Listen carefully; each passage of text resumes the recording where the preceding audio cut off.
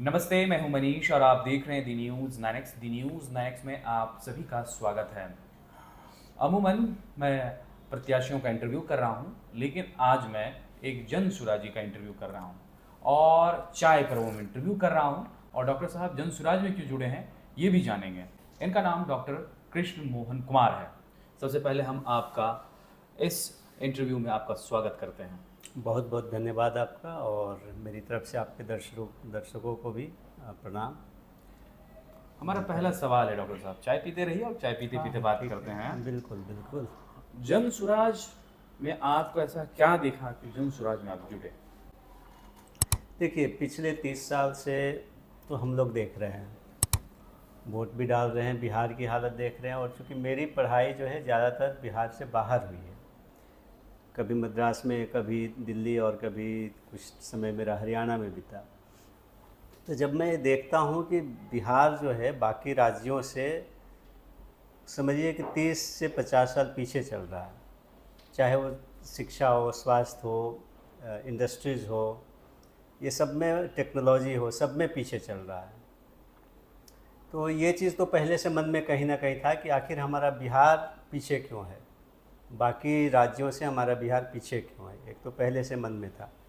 दूसरा, जब हम बिहार आए और हमने अपना हॉस्पिटल खोला, यहाँ पे प्रैक्टिस करना शुरू किए, तो जो लोग थोड़े बहुत पैसे वाले हैं उनका तो इमरजेंसी और आईसीयू जो क्रिटिकल केयर वाला इलाज है वो तो कर पाते हैं हम, लेकिन जो बहुत ही गरीब लोग हैं वो अफोर्ड नहीं कर पाते हैं। और प्राइवेट सेटअप में आप कुछ भी कर लीजिए लेकिन फ्री में इलाज नहीं कर सकते। इसको लेके मुझे लगा कि हमें, और जब हमने देखा कि जनसुराज प्रशांत किशोर एक अभियान चला रहे हैं जिसमें बात कर रहे हैं शिक्षा का, रोज़गार का, बिहार को बदलने का, तो मैंने सोचा कि क्यों नहीं इनका साथ दिया जाए। और इसी क्रम में हम उनसे जुड़े, और जब जुड़े तो फिर हमें जिम्मेदारी भी लेनी पड़े, तो जुड़े। और अभी मैं महासचिव के पद पे, जिला महासचिव के पद पे हूँ। और लोगों को यही बात हम लोग समझाते हैं, जनसुराज का जो भी आइडियोलॉजी है वो चीज़ हम लोग समझाते हैं। जन सुराज को लेकर के कई मिथक हैं। उस मिथक में एक मिथक ये है कि भारतीय जनता पार्टी ये बी टीम है। देखिए, ए बी का गेम ऐसा है कि बीजेपी और कांग्रेस ही नहीं, आरजेडी, जेडीयू, सारी पार्टियां जनसुराज से अभी डरी हुई है।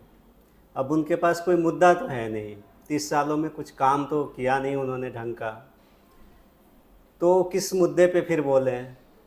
आखिर जनसुराज की बुराई किस मुद्दे पे करें या अपनी बड़ाई किस मुद्दे पे करें? तो उनको यही दिखता है कि हम जनता को ये बता दें कि ये तो बीजेपी से मिली हुई पार्टी है, तो आरजेडी और कांग्रेस ये चला रहे हैं कि नहीं ये तो बीजेपी की बी टीम है, और जो बीजेपी है वो बोलती है कि नहीं ये तो कांग्रेस की भी टीम है। कुल मिला के पिछले 30 सालों से लोगों को डरा के इन्होंने वोट लिया है, किसी मुद्दे पे वोट नहीं लिया है। बीजेपी मुसलमानों का डर दिखाती है कि हिंदू खतरे में है, आरजेडी और कांग्रेस ये बोलते हैं मुसलमानों के कि आप हमें वोट नहीं दीजिएगा, बीजेपी आएगी तो आपको परेशान करेगी। मुद्दे की बात, शिक्षा, स्वास्थ्य, रोजगार, इसकी बात कोई नहीं करता है। तो उसी में वो लोग लगे हुए हैं कि हम इनको बीजेपी के बी टीम बताएंगे तो लोग वोट नहीं करेंगे, या कांग्रेस की बी टीम बताएंगे तो हिंदू वोट नहीं करेंगे। तो वो उन लोगों का मेन मुद्दा है कि किसी तरह से लोगों को में भ्रम फैलाया जाए और जनसुराज का काफिला जो बढ़ रहा है इतना, उसको रोका जाए। अच्छा, इस वक्त जो सामने चुनाव है आगामी, इसको लेकर के एक लगातार चर्चे हो रहे हैं कि आखिरकार घर से बैठे बैठे लोग वोट कैसे कर देंगे। देखिए, टेक्नोलॉजी एक तरह से वरदान भी है और अभिशाप भी है। क्योंकि इस एआई का युग आया हुआ इसको है। कैसे यूज करना है उसके ऊपर, कौन यूज़ कर रहा है इसके ऊपर डिपेंड करता है। अगर सरकार ईमानदारी से यूज़ करे तो ये वरदान है, अगर सरकार बेईमान है तो फिर ये अभिशाप है। हर चीज़ के दो पहलू होते हैं। तो सरकार, अब आप सोच लीजिए ईमानदार है कि बेईमान है, उसके हिसाब से आप टिप्पणी दे सकते हैं इस पर। अब आते हैं बिहार की इशू पर। प्रशांत जी एक चीज़ कहते हैं, अगर कोई कैंडिडेट मुझसे गलती से टिकट लेने में वो कामयाब हुआ तो उसे आप वोट नहीं कीजिएगा। क्या इसमें जन स्वराज के कार्यकर्ताओं को भय है? नहीं, वो बोलते हैं कोई ऐसा कैंडिडेट जो भ्रष्ट हो और वो जनसुराज पार्टी से टिकट गलती से पा जाए तो उसको वोट नहीं देना है। तो ये बिल्कुल सही बात है, इसमें क्या परेशानी है। ये चाहे जनसुराज हो या किसी भी पार्टी का, अगर आपको लगता है कि कैंडिडेट भ्रष्ट है, काम नहीं करेगा या किसी तरह की उसमें करेक्टरलेस है, उसको वोट क्यों देना है। केवल जाति और धर्म के नाम पे आप किसी को भी वोट दे देते हैं। यही चीज़ तो हम लोग समझा रहे हैं पब्लिक को कि आप जो कैंडिडेट है, उम्मीदवार है, उनका चयन आप अच्छे से कीजिए, उनको वोट आप सोच समझ के कीजिए, केवल जाति धर्म के नाम पे नहीं कीजिए, चाहे वो किसी भी पार्टी का हो। अगर कोई अच्छा कैंडिडेट दूसरी पार्टी देती है जनसुराज के कंपैरिजन में तो उसको वोट दीजिए, उसमें कोई परेशानी नहीं है। अच्छा, जन स्वराज के राष्ट्रीय अध्यक्ष उदय सिंह एलियस पप्पू सिंह बने हैं। वो कहते हैं कि अगर हमारी सरकार बनेगी सबसे पहले हम शराबबंदी ही हटाएंगे।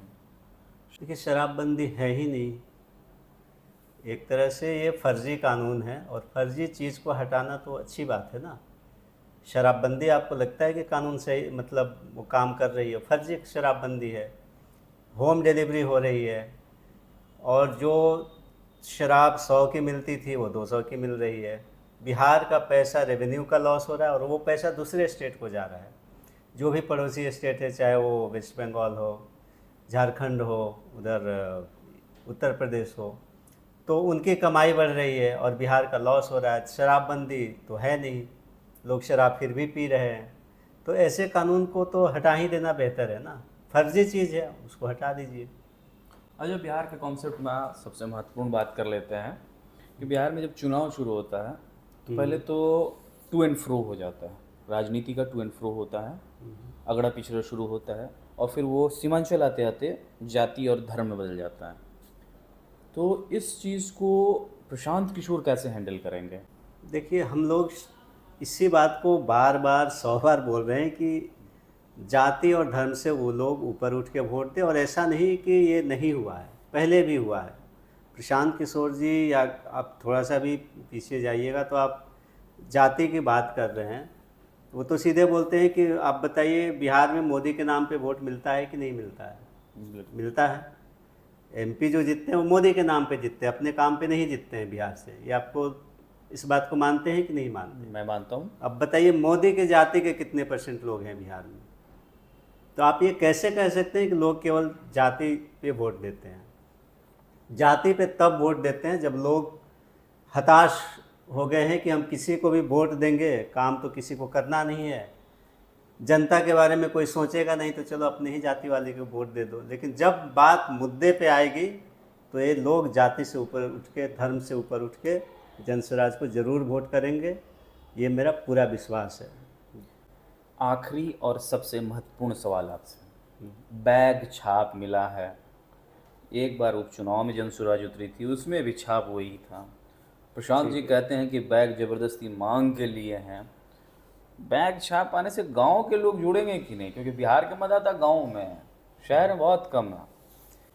देखिए, गांव में ज़्यादा लोग पढ़ाई के प्रति जागरूक है। अगर आप गांव में जाइएगा तो आप समझिए कि लोग मजदूरी कर कर के अपने बच्चे को पढ़ा रहे हैं।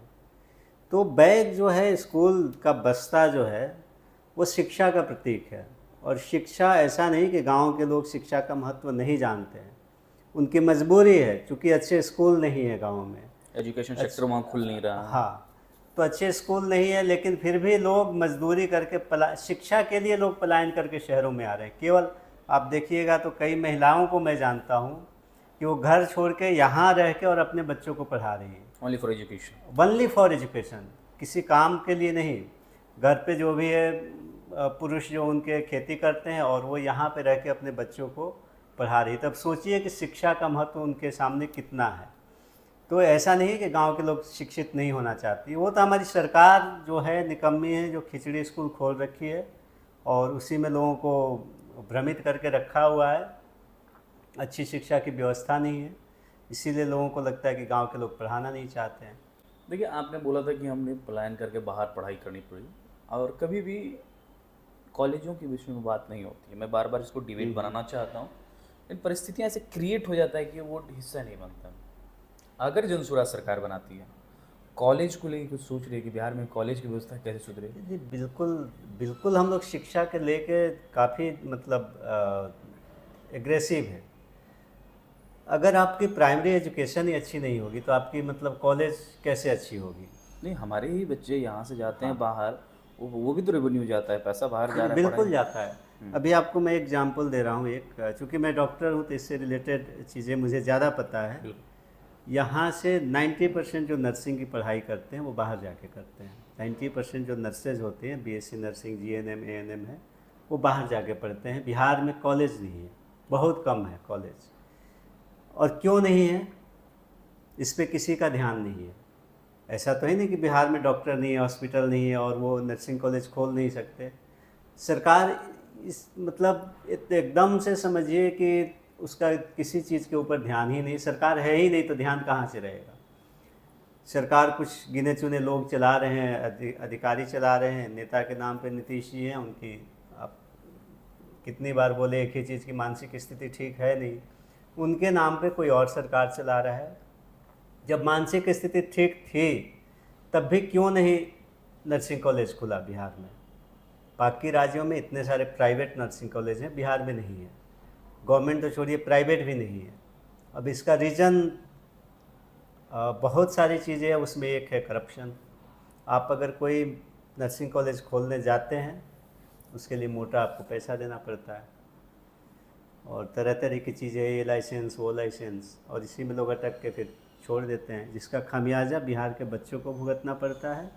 और यहाँ का कई हज़ार करोड़ का रेवेन्यू बाहर जाता है शिक्षा के लिए, only for education. Only for education. जो बचा हुआ वो शराबबंदी बाहर ले जाता है। वो बहरहाल दर्शकों, आपको हमारा ये इंटरव्यू कैसा लगा और जन स्वराज का इनका कॉन्सेप्ट जो उन्होंने बताया उस पर आप अपनी राय हमारे कमेंट बॉक्स में ज़रूर दें। अगर आप हमारे ये वीडियो फेसबुक पे देख रहे हैं तो फेसबुक पेज लाइक कर लें। अगर आप हमारे ये वीडियो यूट्यूब पर देख रहे हैं तो यूट्यूब चैनल दी न्यूज़ 9X को सब्सक्राइब कर लें। शुक्रिया।